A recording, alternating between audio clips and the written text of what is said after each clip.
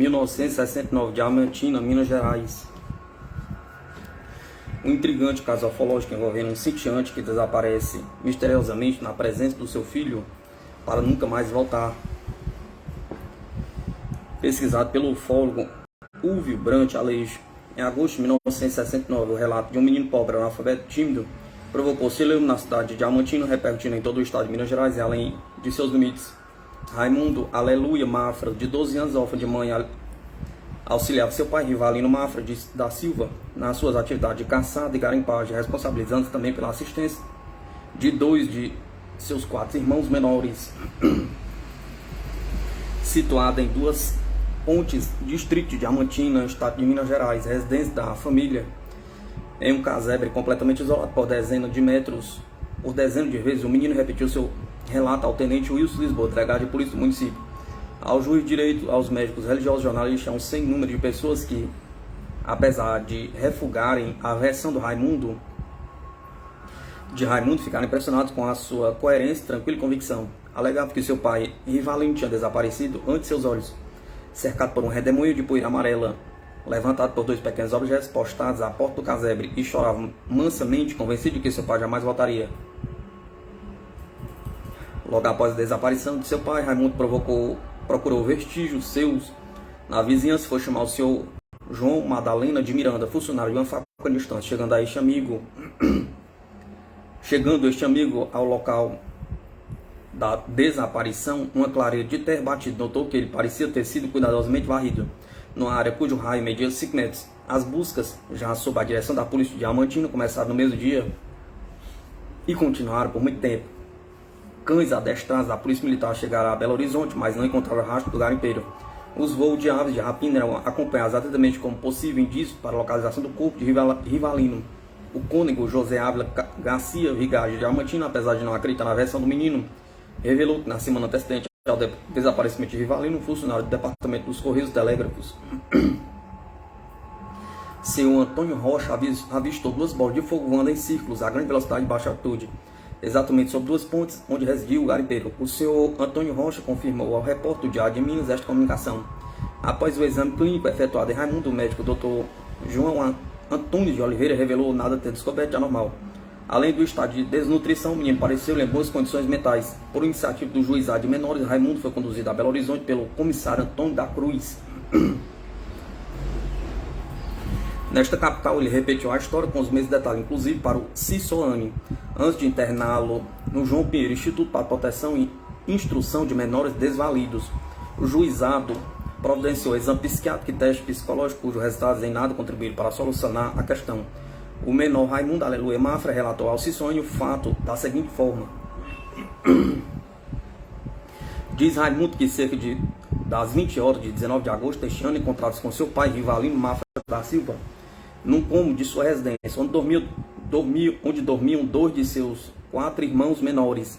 Ele e o pai achavam-se agachados em torno de um pequeno fogo que fizeram no chão de terra batido do quarto, próximo à porta que liga o mesmo à cozinha. Em certo momento, seu pai viu uma sombra escura e indefinível que deslizava silenciosamente pela cozinha, na direção de um outro cômodo. Essa silhueta foi descrita como tendo 4 pernas,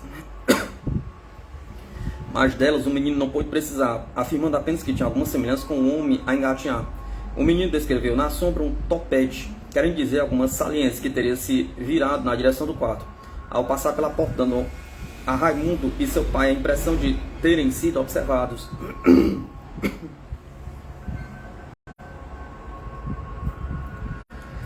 Em seguida, o senhor Rivalino levantou-se indo até a porta, por onde a sombra se mostrara um pouco além, nada conseguindo ver. O menino admite que o medo poderia ter impedido ao seu pai uma revista do resto do casebre escuro, mas garante que as trancas internas das 2 únicas portas, uma da cozinha e outra da sala, estavam fechadas. Voltando para o quarto, o senhor Rivalino viu-se na impossibilidade de dormir, assim como seu filho. Em certa altura, ouviram ambos vozes humanas, grossas e enroladas, citando o nome do senhor Rivalino e dizendo que tão logo iam matá-lo, tão logo saísse de casa. Ouviram também um ruído semelhante ao de um despertador proveniente de fora de casa. O garimpeiro e seu filho atravessaram a noite sem dormir.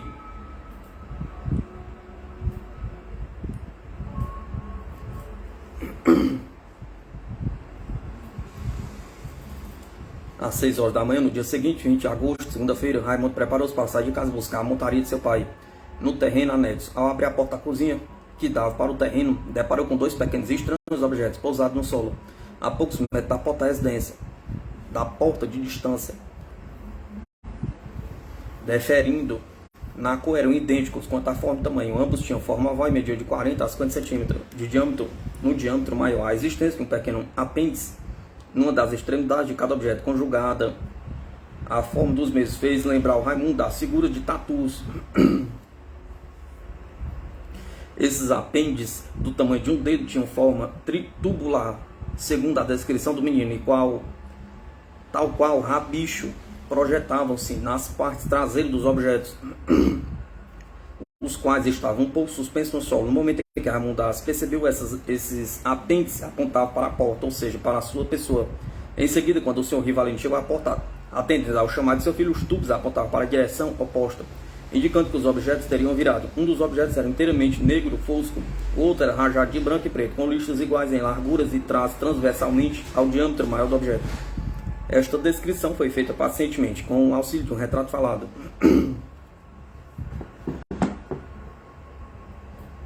O senhor Rivalino, logo ao perceber os dois objetos colocados lado a lado, um metro do outro, admirou-se, soltando a frase: "Que será isto?" perguntou. Recomendou ao filho que não saísse pela porta e, tendo ainda na mão a faquinha e o fumo com que preparava seu cigarro de palha, aproximou-se lentamente dos objetos, afirmando seu filho que ele não parecia demonstrar medo. A aproximação de Rivalino, os dois objetos se uniram lateralmente, com um som agudo, e começaram a girar em conjunto, velozmente, levantando logo um redemoinho de poeira amarela, a qual envolveu Raimundo, sem atingir seu filho. Este declarou que, além do surdo ruído durante o choque dos objetos, o único ruído que ouviu foi o zumbido do vento, que levantava a espiral da poeira, tendo esta impedido que Raimundo enxergasse tanto os objetos quanto seu pai, que não reapareceu quando cessou o redemoinho. Após meses de investigação em frontística, surgiu a notícia de que o esqueleto de Rivalino foi encontrado. O jornal Estrela Polar Diamantina, 10/3/1963, afirma que no dia 3 de carnaval 1963, 5 caçadores encontraram bem perto do casebre de Rivalino, um lugar de difícil acesso. A sua ossada caiu por terra o conto da calcinha. Falta agora esclarecer o resto, diz o jornal. Em verdade, diríamos nós que o resto que falta esclarecer é praticamente tudo. As explicações convencionais se reduziram às duas. O Rivalino teria fugido ou teria sido vítima de sequestro ou assassinato. Primeiro caso, a história apresentada pelo filho seria um álibi inspirado pelo próprio Rivalino para cobrir a sua fuga. Segundo, seria um álibi criado pelos criminosos. Nos dois casos, portanto, haveria participação do filho para a cobertura de um episódio que, estranhamente, contrariava o interesse e a segurança do mesmo. Ele demonstrou gostar do pai e acabou ficando sozinho com dois irmãos menores. De qualquer forma, estranha-se a sua notória timidez e inexperiência, que sua notória timidez e inexperiência não levasse a vacilar em qualquer ponto dos repetidos depoimentos que teve em prestar à polícia, juízes, religiosos, médicos, jornalistas, finalmente aos ufólogos do Cisoane e da Sociedade Brasileira de Estudos de Suadores, através do Dr. Walter Buller. Sai a história do menino é inteiramente fruto de delírio e alucinação. Como explicar que o exame psiquiátrico não tenha revelado os sintomas correspondentes? Pergunta. Como explicar que o menino tenha projetado no ambiente conteúdos intrapsíquicos de explicações tecnológicas tão avançadas e relativas a um tipo de fenômeno da qual jamais ouvira falar? Pergunta.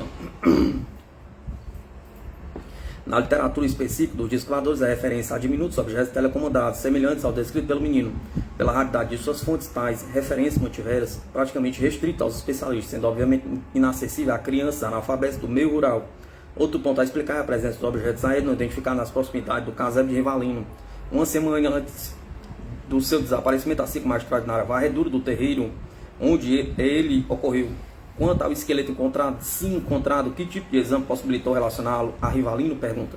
Se a ossada foi descoberta perto de sua moradia 6 meses depois, como explica seu cadáver não fosse encontrado? Pergunta. Após dia de busca minuciosa, enquanto era devorado por urubus e outros animais necrófagos? Pergunta. O cadáver não seria consumido por animais se estivesse enterrado, então o prazo de 6 meses seria insuficiente para que se resgatasse apenas o esqueleto limpo, caso este seja realmente de Rivalino. Resta a hipótese de que sua carne tenha sido consumida de forma total ou quase instantânea por meios não convencionais. Parece, portanto, que do caso duas pontes tudo resta a explicar. 1969, Belo Horizonte, Minas Gerais. Durante a última onda de observação de objetos não identificados, em meados de 1965, uma surpreendente notícia foi publicada sob o título assim, por conceituado Jornal de Belo Horizonte, o Diário, 15 de agosto de 1965. Segundo a reportagem, 3 crianças teriam observado em 28 de agosto de 1963 um estranho objeto voador com vários tripulantes no próprio quintal de sua residência. Os personagens desse caso são Fernando Eustáquio Gualberto, com 12 anos na época, Ronaldo Eustáquio Gualberto e José Marcos Gomes Vidal, ambos com 7 anos na data da ocorrência. Os dois primeiros são filhos do casal Alcídio Gualberto e Maria José Gualberto, e residiam com mais 4 irmãos, todos de menor idade, quanto a José Mar trata-se de um amigo íntimo que residia na casa da frente. Afirmam Fernando e seus companheiros que na noite de 28 de agosto de 1963, logo após o jantar, saíram para o quintal para levar um coador de café no depósito situado ao lado de uma cisterna. Chegando ao quintal através da porta dos fundos, Fernando notou que ele estava bem iluminado, mas não estranhou porque havia luar. José Márcio dirigiu-se rápido para o depósito de água, um velho tambor de gasolina, abaixando totalmente a cabeça e os braços para colher o líquido numa vasilha. Ronaldo, que vinha logo atrás e mais à direita da casa, foi quem primeiro se surpreendeu com a origem do clarão que iluminava o quintal, cuja lâmpada achava-se apagada. Um objeto esférico iluminado por dentro de paredes transparentes flutuava imóvel sobre um abacateiro situado à frente e um pouco ao lado da residência, a cerca de 8 metros do solo e 8 metros dos observadores. Seu diâmetro foi comparado com a sala principal de sua casa, entre 3 e 3,5 metros. A esfera era dividida por pequenos quadrados, provavelmente uma estrutura quadriculada. Na parte superior apresentava uma espécie de antena constituída por 2 hastes inclinadas com esferas nas suas pontas e uma haste vertical central. Através das paredes transparentes avistavam-se 4 pessoas sentadas em banquinhos de uma só perna. Estavam de perfil em relação aos observadores. Uma das pessoas sentadas no banco de trás tinha aspecto masculino e era mais robusta que as outras. Logo à frente desta, no centro da esfera, sentava-se o que lhe parecia uma mulher. O que lhe parece uma mulher.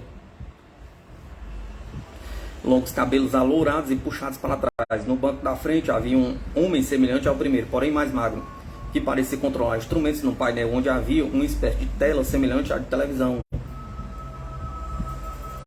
O quarto homem, que logo viria a descer, sentava-se ao lado esquerdo da moça, no centro do objeto. Todos vestiam uma espécie de escafandro e tinham as cabeças envoltas em cúpulas ou capacetes redondos e transparentes.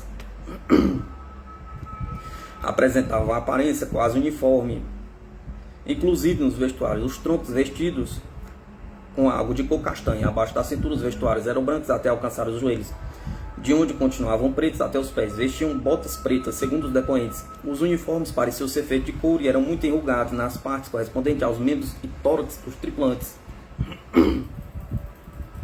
Em questão de segundo, projetaram-se da parte inferior do aparelho em direção ao sol 2 feixes luminosos, paralelos e de cor amarelada. Entre esses 2 feixes descia um dos homens, como que flutuando em postura ereta até tocar o solo suavemente. Então, logo no chão, o homem encaminhou-se para o lado dos observadores.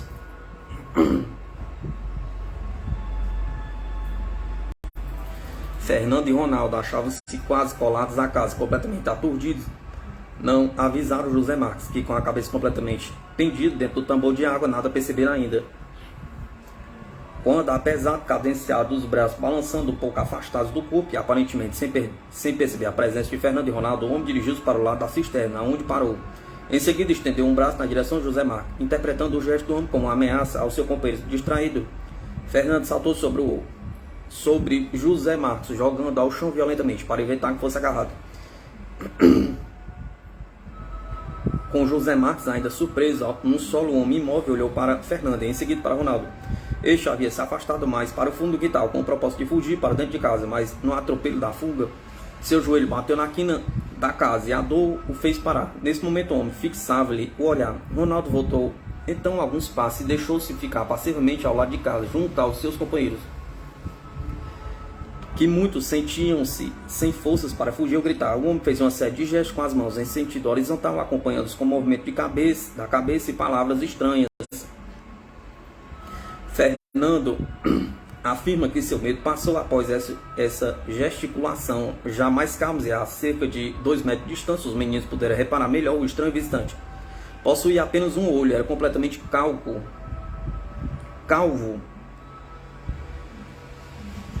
como 2 dos seus acompanhantes, e sua pele tinha uma forte tonalidade vermelha. Sua enorme figura foi comparada ao tamanho de uma porta do lado da casa, mais de 2 metros. Sobre o capacete transparente havia uma espécie de antena em forma de aro, com uma pequena esfera pendente. O olho era grande, arredondado e escuro, sem a parte branca que chamamos de esclerótica. Ao invés de uma pupila circular, José Marques insistiu que a parte central do olho apresentava apenas um risco horizontal mais escuro. Sobre o olho, movimentando-se frequentemente, havia uma mancha saliente escura que os meninos interpretaram como sobrancelha. O vestuário descrito anteriormente cobria o corpo por inteiro e parecia levemente inflado. O homem sentou-se na borda da cisterna, ficando de perfil para os meninos, de frente para o aparelho, onde continuavam seus companheiros. A altura de sua cabeça ultrapassava de muito a altura da manivela da cisterna. Aproveitando de sua aparente distração, Fernando deslocou-se alguns passos, de forma a ficar atrás do homem. Apanhou rapidamente um pedaço de tijolo no solo, levantou o braço para arremessá-lo no homem, pelas costas. Eu queria acertar ele, afirmou Fernando. Inexplicavelmente, como se tivesse adivinhado, o homem saltou de pé, virando-se para Fernando em movimento rápido e ejetando de uma superfície retangular situado na altura do tórax um jato de luz amarela que foi atingir a mão do menino, fazendo-o tremer momentaneamente. O tijolo caiu ao chão e os meninos perceberam que o homem, ao olhar rapidamente na direção do aparelho, recebeu do companheiro que estava no comando dos instrumentos um gesto que ele interpretaram como de dissuasão. Neste momento, os meninos observaram mais claramente que também este tripulante tinha um só olho. Nos breves instantes em que o homem deram-lhe as costas, as crianças puderam notar a existência ali de uma caixa de cor acobreada, presa ao vestuário. Sabe aquela cor que parece quando a gente descasca um fio de luz? Perguntou Fernando, tentando descrever a cor da caixa.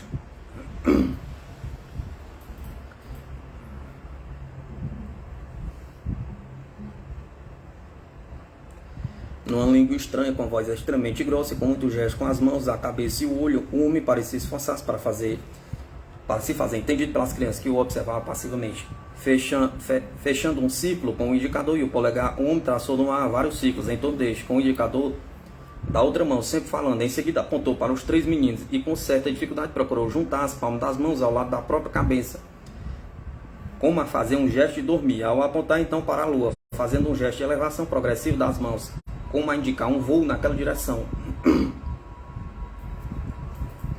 A seguir, o homem virou-se e encaminhou-se lentamente na direção do aparelho, pelo caminho que já havia trilhado. Vendo afastar-se, José Marques perguntou ansiosamente a Fernando: será que ele volta? Perguntou. Surpreendentemente, o homem girou a cabeça em sua direção e fez com ela vários movimentos verticais, como a responder afirmativamente à pergunta de José Marques. No meio do caminho, dobrou o corpo na direção de um canteiro e dali retirou uma planta com a mão esquerda.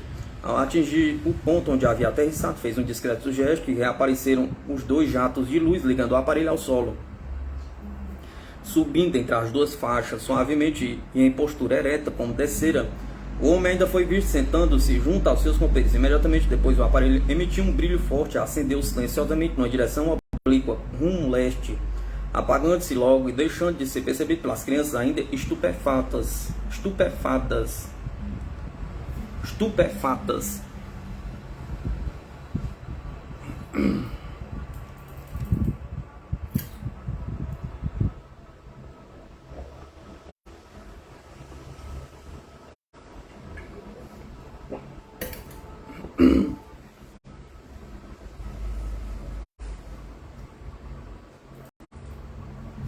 Então, logo se sentiram livres, os meninos correram para dentro de casa, chamaram Dona Maria e José aos gritos. Esta que estava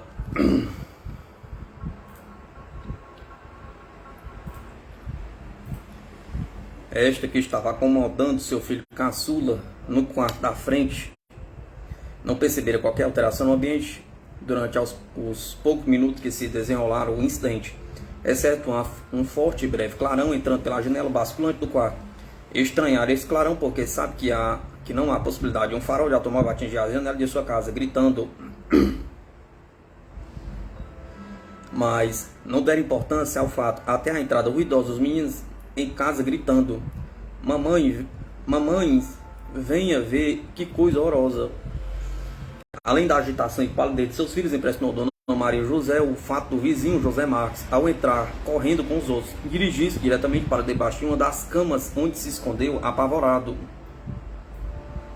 No momento do incidente, o senhor Alcides Gualberto, pai das crianças, encontrava-se num bar da vizinhança, conversando com alguns amigos. A mando de Dona Maria José, uma menina foi chamá-lo. Correndo imediatamente para casa, o senhor Alcides surpreendeu-se com a história dos meninos e foi examinar o quintal. Pôde notar então no chão da terra batida várias marcas pequenas em forma de triângulo. No trajeto que o homem fizera, segundo a indicação dos meninos, as depressões eram bastante fundas, com cerca de 1,5 centímetros de lado, indicando terem sido feitas por alguma coisa muito pesada. Na mesma noite, o senhor Alcides voltou à presença dos amigos para contar-lhe a estranha história, mas a reação destes, como a de toda a vizinhança, foi de um absoluto descrédito. Um vizinho de nome Jamil chegou a ver as marcas no solo na noite da ocorrência. Quanto a Dona Maria José, a preocupação de que se viu possuída aumentou quando percebeu que os meninos se Zitalane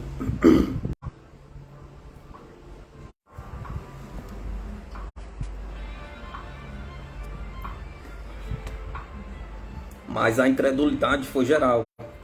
Diz que diante dessa atitude, Fernando costumava reagir com as seguintes palavras em tom de mágoa e desafio: eles não querem acreditar, perguntava, pois um dia eles acabam vendo o que vimos e ficará provado que não mentimos.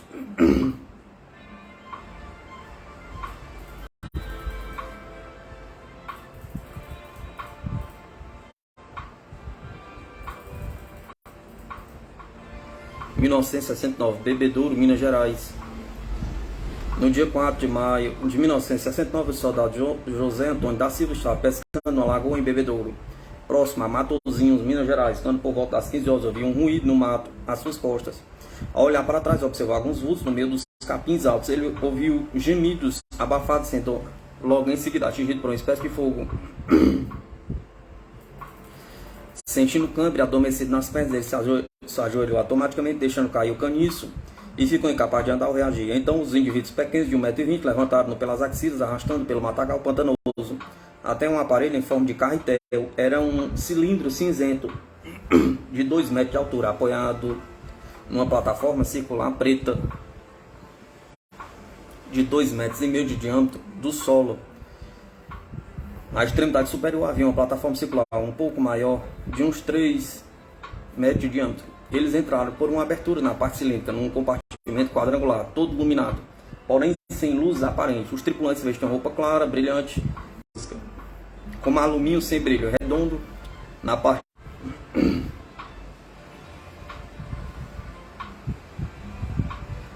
de esquinado na frente, aplainando-se a partir da testa, exceto no nível do nariz, onde havia a saliência correspondente. Na altura dos olhos, 2 orifícios redondos, aparentemente rígida.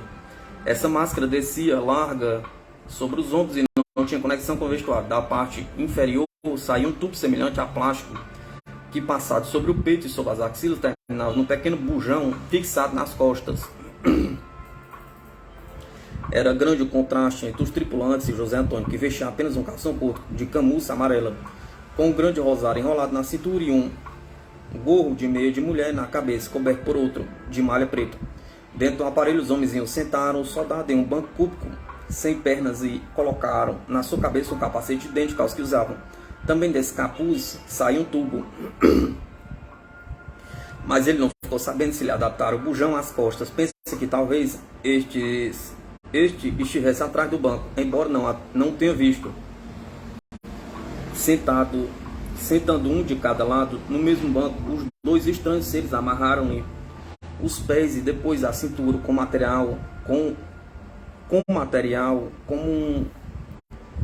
material ressacado e áspero. Depois amarraram a si próprios. Então entrou outro tripulante, sentando à sua frente em um banco isolado, e após prender-eles, acionou-se uma alavanca, fechando a escotilha e decolando a nave. Logo após a decolagem, os tripulantes começaram a falar animadamente em idioma desconhecido à medida que o aparelho subia A respiração do soldado tornava-se mais difícil. A certa altura, além do abatimento normal, sentindo o organismo cansado, quase paralisado. Sua posição foi se tornando cada vez mais incômoda devido, talvez, à dureza do banco, ao adormecimento das pernas e ao peso do capacete, cujas quinas machucavam os ombros e a nuca. Já lhe parecia que a viagem não teria fim quando a nave apoiou-se em algum lugar e parou. Os homenzinhos se desamarraram, desamarrando depois a testemunha, fechando os orifícios da máscara, do modo que ele não pôde ver, apenas escutar o que acontecia. Em seguida, pegaram-no pelas axilas e o levaram a outro lugar, onde também havia um banco duro. Só então abriram os orifícios da máscara. Ele percebeu que estava em um grande salão, tendo à sua frente um indivíduo sem máscara e sem uniforme de voo, conversando alegremente com os 3 tripulantes que estavam sem seus capacetes. Segundo José, estes seres tinham cabelos longos, ondulados e avermelhados, barba espessa e comprida, chegando até o abdômen, pele clara, olhos arredondados, grandes, com esclerótica mais escura do que a pele, pupilas bem escuras, sobrancelhas grossas, nariz afilado e comprido, orelhas grandes, despontadas na parte superior, boca larga, parecendo boca de peixe. Seu ângulo de visão era muito pequeno, mas forçado a uma posição, viu ao lado, no estrado, enfileirados em decúbito dorsal, desnudo, 4 homens. Pareciam mortos. 2 deles eram robustos, sendo um deles negro e outro claro. Os 2 outros eram franzinos e brancos. Acima desse estrado viam-se desenhos coloridos de seres e coisas da terra, animais, casas, cidades, árvores, automóveis, caminhões e aviões. Por meio de gestos, desenhos e palavras repetidas, tentaram fazer-se entender. O militar percebeu que eles queriam algumas armas terrestres. Interrompendo a conversação, entrou um deles servindo uma bebida amarga de cor verde escura, que o soldado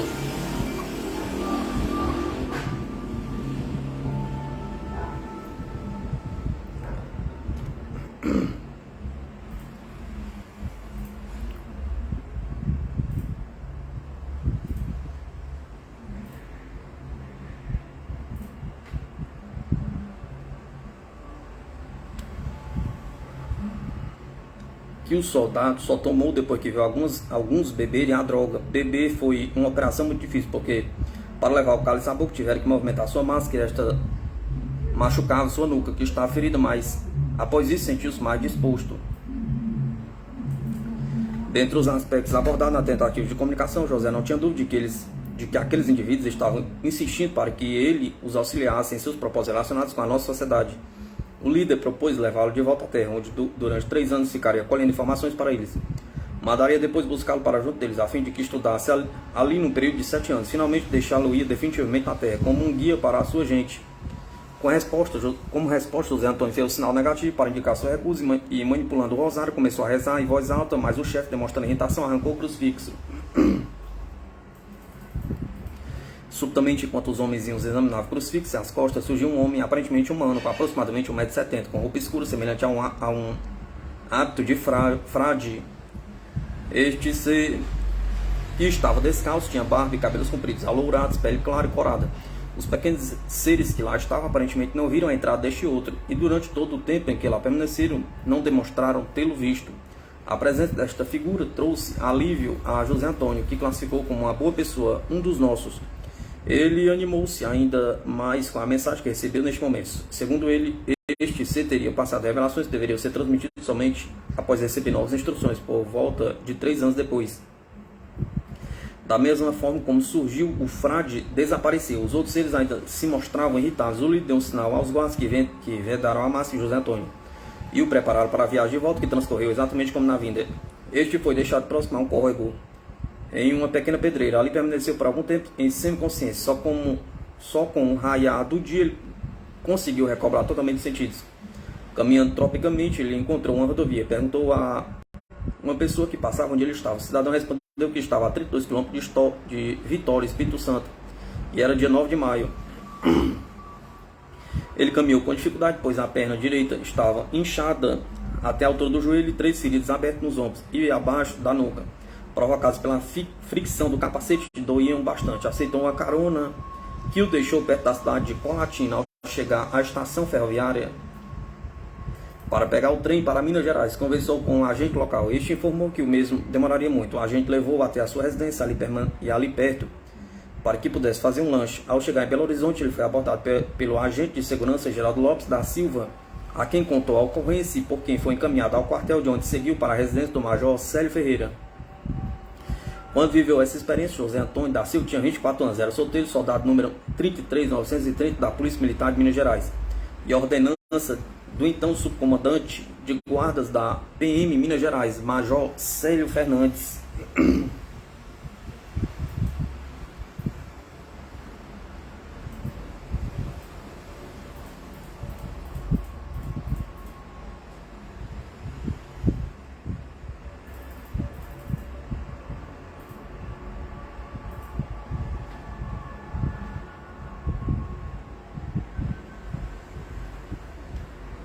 1969, Pirassununga, São Paulo. Vários moradores do bairro Pinheiro da cidade de Pirassununga assistiram no dia 6 de fevereiro de 1969, às 7h30 da manhã, um espetáculo limpo e emocionante. Um objeto luminoso desceu do céu a uns 800 metros de distância do mato. No mato, segundo uma das testemunhas, Dona Maria dos Santos, o objeto fazia movimento de subida e descida, a pouco mais de meio metro acima do chão. Tiago Machado, 19 anos na época, vizinho de Dona Maria, pensou que fosse um paraquedas azul luminoso, de um brilho total. Os outros disseram que era um disco voador e talvez com receio ninguém quis acompanhar Tiago na busca do objeto. Ele muniu-se de um binóculo a tiracolo e seguiu o mato adentro, sempre guiado pelos gritos dos observadores distantes que de onde estavam tinham melhor visão. Já bem adiante, Tiago resolveu pedir ajuda ao seu amigo Francisco Hansen, que morava por ali, dentro do terreno do Instituto Zootécnico. Seguiram os dois pelo mato, um pela parte de baixo, outro pela parte de cima. Em virtude da vegetação ser espessa e alta, Tiago só viu o objeto quando já estava a apenas 10 metros de distância, e mesmo assim só percebeu a estrutura arredondada metálica com 1,5 m de altura. Procurou melhor posição. Quase imediatamente abriu-se uma porta do aparelho e por ela saíram flutuando dois tripulantes, um de cada vez, baixando suavemente até o solo. Porém, dentro da nave ele distinguiu mais dois observando através da janela. Eram homens pequenos, tinham 1,50 m de altura, usavam roupa colante aluminizada que cobria todo o corpo, dos pés à cabeça. Na altura do rosto havia um visor transparente. O rosto tinha a pele lisa, amarelada, com uma cicatriz em cada bochecha. O olho esquerdo ficava em um nível mais alto do que o direito. Lábios finos, nariz achatado, olhos amarelos escuros, sem pupila e sem esclerótica. Duas rugas paralelas acima dos olhos, sem cílios nem pálpebras. O queixo dava a impressão de estar fugindo para trás. Os dois tripulantes deram 3 passos à frente do garoto deu um, ficando assim a uns 8 metros frente a frente, quando começaram a conversar, entre aspas. Eles emitiram sons graves, guturais e roucos, que pareciam sair de uma tromba, que se movimentava na parte inferior da máscara de cada um ao falar. Quando Tiago perguntou-lhe em português como teriam chegado ali, um deles fez gesto de movimento rotativo com as palmas das mãos opostas, formando um círculo com os dois braços, que em seguida levantou e abaixou várias vezes. Nesse momento o rapaz tirou um cigarro do maço que estava no bolso da camisa e o acendeu, que foi observado com grande atenção pelos 4 seres, que se entreolharam e trocaram palavras entre si. Tiago pegou o maço, que ainda tinha 14 cigarros, e jogou na direção dos seres.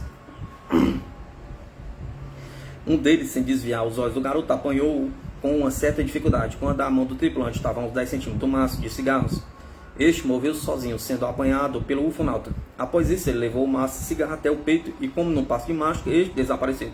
Diante desse fato, 2 deles riram, mostrando dentes enegrecidos e diferentes.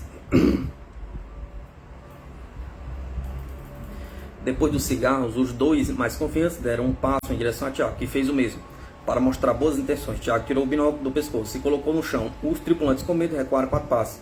Vendo isso, Tiago colocou novamente o binóculo no pescoço. Após isso, ambos os ufonautas aproximaram-se novamente. Os ufonautas então tentaram uma nova comunicação. Eles começaram a falar e a gesticular por cerca de 15 minutos, até que, ouvindo o grito de Francisco chamando pelo amigo, recuaram lentamente, sempre de costas para o disco. Ambos deram um pulinho, elevaram-se no ar e entraram na espaçonave, um depois do outro. O último, com o busto ainda do lado de fora, apontou uma chama azul que atingiu Tiago na sua costa direita, onde Sentiu um formigamento, seguido de um endurecimento em todo o corpo. Ele ainda conseguiu ver a janelinha fechar-se e a nave elevar-se a uns 2 metros do solo e silenciosamente desaparecendo. Em seguida, foi então que Tiago perdeu os sentidos. Quando acordou 1 hora depois, já estava na Santa Casa, apenas com dores na coxa. No local da aterrissagem do objeto, a vegetação estava amassada num ciclo de 4 metros de diâmetro. E dentro desta área, 3 buracos, correspondentes às conchas nas quais se apoiavam as pernas do tripé. Tiago, nesse dia, ingeriu de 3 a 4 litros de água e dormiu muito. No dia seguinte, ainda tomou água em abundância. O Dr. Henrique Reis, em entrevista que concedeu à Sociedade Brasileira de Estudos Voadores no dia 19 de maio de 1973, declarou, por sua vez, que no mesmo dia da ocorrência examinou Tiago dos pés à cabeça na Santa Casa durante 1 hora, não encontrando nada de objetivo na perna ou no corpo. Achou normal a pressão sanguínea, a temperatura e a respiração. Ele notou apenas que o rapaz estava com o corpo duro e piscava muito, o que interpretou como pitiatismo. Acrescentou ainda que a posteriori acha realmente ter acontecido algum episódio com Tiago ligado a discos voadores, mas acha também que o jovem se comporta como vedete, embora admita seu histerismo muito mais raro no homem do que nas mulheres.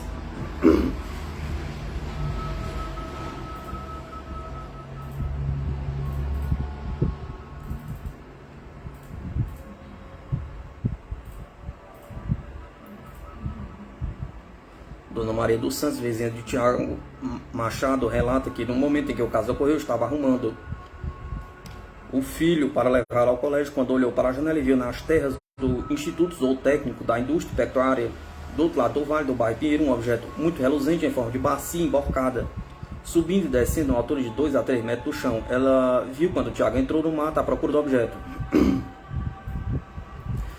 Uns 30 ou 40 minutos depois chegou um menino correndo, esbaforido, para dizer à mãe do rapaz que ele estava morrendo no alto do morro. Dona Maria dos Santos e outra vizinha, Ana Maria Cleonice, acompanharam a mãe do rapaz. Senhora Maria Machado Metzler, mato adentro atrás do rapaz. Encontraram-no caído, de olhos abertos, mas todo abobalhado, pálido, suando copiosamente e repetindo sem parar: água, água, água. Não se aguentando em pé, ele foi arrastado pelas 3 senhoras para a casa mais próxima do senhor Francisco Hanse. Como ele começou a balbuciar palavras referentes ao ferimento na coxa, Dona Maria Santos rasgou suas calças na perna direita, onde constatou um vergão esbranquiçado, como se fosse produzido por uma chibatada. A polícia foi avisada e acabou levando o jovem até o hospital. Segundo Dona Maria, ao ser levado para o hospital, o médico Dr. Henrique Reis apenas viu as roupas rasgadas de Tiago inteiro. A impressão é ruim do caso, mandando-o embora. Às 17 horas daquele dia, o pessoal da Escola de Aperfeiçoamento da Aeronáutica, sediado na base de Pirassununga, chegou à casa da Dona Maria Metzler, fazendo perguntas e desenhos de acordo com indicações da própria vítima. Saindo logo depois e voltaram, por voltar às 16 horas, com o Dr. Henrique dos Reis, que sozinho no quarto com o Tiago submeteu a exame. Maria dos Santos acrescentou que tanto ela como outras duas vítimas que acudiram com o rapaz passaram 3 dias consecutivos sem se alimentarem, bebendo apenas água, nervosas com insônia. Civilizações do espaço observando o planeta Terra.